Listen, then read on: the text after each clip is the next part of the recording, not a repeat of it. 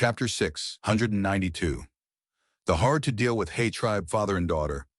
Translator, Atlas Studios. Editor, Atlas Studios. Hey Chung you are actually threatening me. Rub me the wrong way and I will make sure all your dirty deeds are known by the whole world. She Songzi was furious. Hey Chung sneered. Go ahead, do it quickly.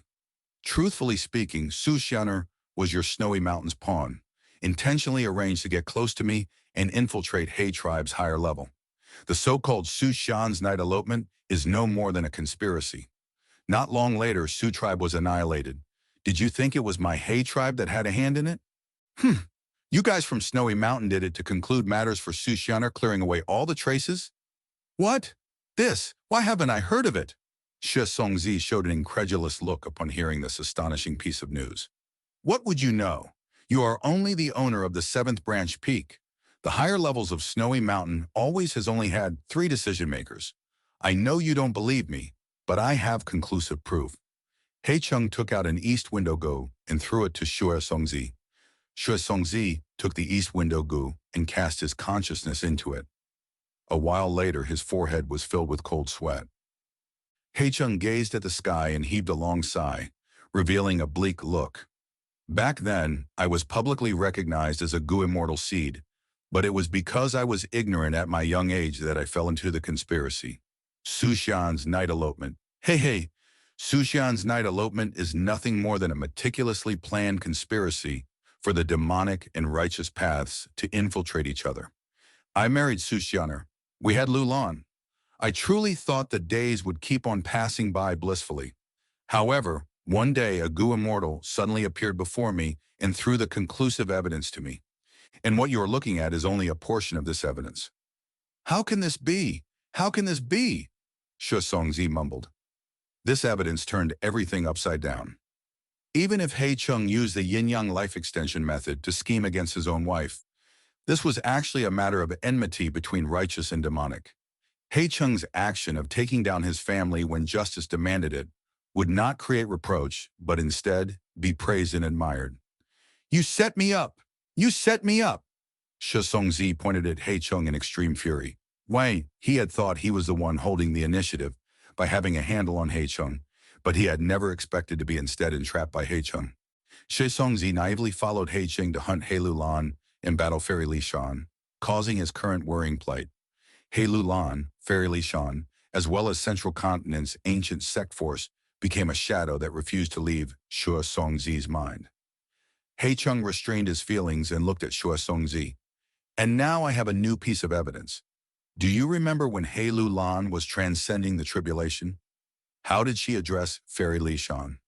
Fairy Li Shan and Su Xianer are likely to have a blood relation. I have Su Xianer's blood with me and also He Lulan's blood. I will have additional conclusive proof when we confront Snowy Mountain in the future. Shui Songzi breathed roughly before he was able to forcibly calm down. Good, He Chung. You are truly outstanding. I had not even extorted you of a few dozens of immortal essence stones, but was pulled into this messy business by you, being plunged into your trap. Right, I must acknowledge that even if you take actions against He Lulan, making every attempt to capture her, it could just be brushed off as a father educating his daughter who hopes she would be aware of her mistakes. As long as you don't use the yin-yang life extension method on He Lulan, I won't have any real handle on you. But your scheme can only stop here. You are a lone force while the other has joined hands with a central continent influence. He Lulan has already become a strength path extreme physique immortal. It is now even more difficult for you to capture her. He Chung sank into silence. Shi Songzi continued explaining, his thoughts becoming keener. My situation is worrisome, but your days also won't pass by well. You harmed Su Xianer. He Lulan's hatred runs extremely deeply, and who is to say Central Continent's force also won't look to trouble you. Thus you two are tied together, and you only have a hope of victory if you cooperate with my side. A female voice suddenly interrupted Shui Songzi and He Chung's conversation. Who is this? Shui Songzi was truly startled. A graceful figure slowly appeared. This was a female Gu immortal who was wearing purple garments. She was charming and lovely, and her beautiful face showed a light smile. Shu Songzi was not someone with poor knowledge, and after being dazed for a moment, he reacted, "So it is, Fairy Jiang Yu." He then looked towards He Chung. All of Northern Plains Gu immortals knew that Fairy Jiang Yu was He Chung's 27th concubine, who was similarly a Dark Path Gu immortal and possessed Dark Limit immortal Gu, which could conceal inspirations and make it difficult for others to make deductions. The reason why He Lu Lan was able to hold on for so long and not explode because of the great strength true martial physique was because Fairy Jiang Yu had used Dark Limit immortal Gu to seal the aura of one of the 10 extreme physiques on He Lu Lan, preventing its induction within heaven and earth. However, who would have thought that upon seeing Fairy Jiang Yu, He Chung's attitude would turn extremely cold? He snorted. "As expected, you came." Many years ago, when I first brought evidence regarding Su Shen's night elopement to you, I had said I will appear when you need me. Fairy Jiang Yu revealed a mysterious smile. "So what do you think? Like I said before, you won't be able to capture He Lu Lan by just yourself. You will instead only create a bigger commotion. You can only cooperate with my side to have hope." Shu Songzi looked at He Chung, then at Jiang Yu, his gaze traveling back and forth between them. He was shocked at how He Chung and Jiang Yu were conversing. Fairy Jiang Yu's identity was not ordinary and seemed to be a representative of a mysterious force. The reason He Chung could know of the deceit that was Su Shen's night elopement was because of Fairy Jiang Yu's notice. He Chung lowered his eyes. Fairy Jiang Yu was able to appear so close to him without being discovered. This caused He Chung's apprehension of Jiang Yu to deepen by a layer. Fairy Jiang Yu was on the surface a lone cultivator of Northern Plains and He Chung's beloved concubine, but in truth was shrouded in a fog of mystery.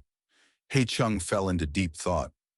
He was not at all afraid of Fang Yuan's myriad self-army and actually had some disdain towards it inwardly.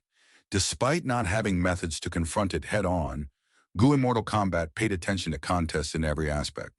Just based on how the myriad self-army was not able to chase down He Chung, its threat had heavily decreased to him. In the previous battle, if not for He Lu Lan's side taking the initiative to retreat, He Chung would have no doubt occupied the upper hand when the strength path phantoms dissipated and could even turn around the situation to a victorious one. Even Shu Songzi, who had been fleeing in disarray from the myriad self, was not worried about fighting Fang Yuan again. The reason was that myriad self was an immortal killer move. Fang Yuan's immortal essence expenditure was too high, and in spite of this it did not have true killing power. Shu Songzi could just activate mortal killer moves to resist it. After this was repeated a few times, how much more immortal essence could Fang Yuan, as an immortal zombie, still have? Once his immortal essence was expended, Shu Songzi could display his might and settle affairs with Fang Yuan. He Chung's apprehension was towards Fang Yuan's background, to Immortal Crane Sect and Central Continent's Gu Immortals. He also had not expected that his investigation of fixed immortal travel would involve such a colossus. Dongfang Chang Fan had already deduced that the collapse of 88 True Yang Building was due to the workings of Central Continent's Gu Immortals. Central Continent's Gu Immortals could destroy even Giant Sun, Immortal Venerables arrangements, let alone with the insignificant He Chung. Like He Chung, Shu Songzi also had similar worries. They were both scared by Fang Yuan's background.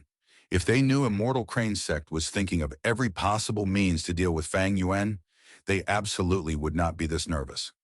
Looking at the present situation, it seems we can only have the chance of success by collaborating with your side. But before cooperating, as a fundamental part of good faith, shouldn't you tell me which force you are representing? He Chung asked Fairy Jiang Yu after pondering for a while. Fairy Jiang Yu thought for a moment. She knew He Chung was an uncompromising person. If she lied or refused, he would probably just turn around and abruptly leave. She decided to tell the truth. Well, there is no harm in telling you. The force I represent is spread throughout the 5 regions, and its name is Shadow Sect. He Chung and Shui Song Zi glanced at each other. Central Continent, Hu Immortal Blessed Land. 28 green grape immortal essence and half an immortal essence stone. Fang Yuan calculated the wealth he had remaining. After going through the battle during He Lulan's tribulation, Fang Yuan's hard-earned and accumulated funds immediately returned to their original state. Before the battle, Fang Yuan had 91 beads of green grape immortal essence, but he had activated the killer move Myriad Self close to 50 times to form an army of nearly 500,000 Strength Path Phantoms.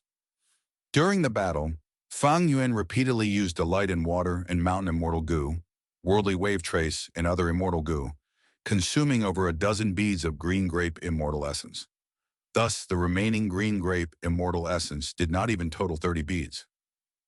I still owe Fairy Lishan 15 immortal essence stones and 15 immortal essence stones to Langya Land Spirit as well. I can delay the payment to Fairy Lishan as long as necessary, but I need to return the immortal essence stones I owe to Langya Land Spirit as soon as possible. If it is delayed, the interest will only get higher. Fang Yuan's relationship with Langya Land Spirit was still only ordinary. When Langya Land Spirit lent immortal essence stones to Fang Yuan, although he did not demand an exorbitant price, but he still, as per convention, took a 10% interest. That is to say, Fang Yuan would have to return at least 16.5 immortal essence stones to Langya Land Spirit. If a month passed, another 1.5 immortal essence stone would have to be added. 2 months was 3 immortal essence stones, and so on. Even if a month did not pass, he would still have to pay 1.5 immortal essence stones. This was the minimum interest. How could outsiders lend money for no reason and without any benefits? The alliance between Fang Yuan, Fairy Lishan, and the others had an agreement. When one side helps other, the price they paid would be doubly compensated. This agreement had been implemented in Fang Yuan's first battle with He Chung. However, this time Fang Yuan did not just pay a price, he also obtained enormous benefits. His Strength Path realm advanced to Grandmaster level. He raised Transformation Path from practically nothing to Master level, while his Flying attainment advanced to Quasi-Grandmaster level. Adding in small family Qi Gu and the 15 immortal essence stones exempted from the debt, these benefits had far surpassed the price Fang Yuan had paid. Thus, Fairy Lishan did not compensate. Thinking back now, He Lulan might have intentionally set this situation up, attempting to use the Demon Venerable's realm's true meaning to make me work myself to the bone. Now that Fang Yan recalled the situation, he felt he had fallen in He Lulan's scheme. If not for the Demon Venerable's true meaning, Fang Yuan absolutely would not have spent so much green grape immortal essence and formed such a large Strength Path Phantom army. If the situation was not good, Fang Yuan could have even retreated. After all, the alliance agreement had no clause that said one had to fight till death. The Snowy Mountain Alliance was quite lenient. Fang Yuan had vaguely felt this during the battle. But this was an upright plot. Even if Fang Yuan discovered He Lulan's attempt, he would have still dived right in because the benefits were just that great.